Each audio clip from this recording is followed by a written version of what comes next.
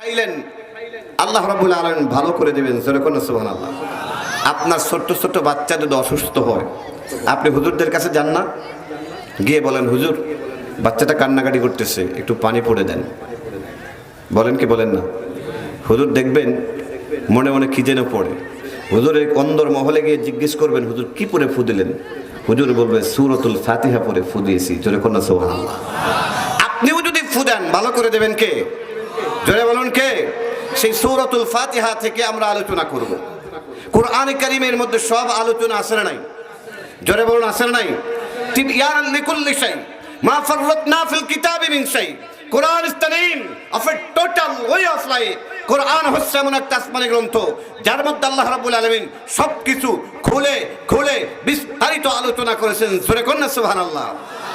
এমন একটা গ্রন্থ এই মুহূর্তে যা হচ্ছে ১,৫০০ বছর আগে বলে দিয়েছেন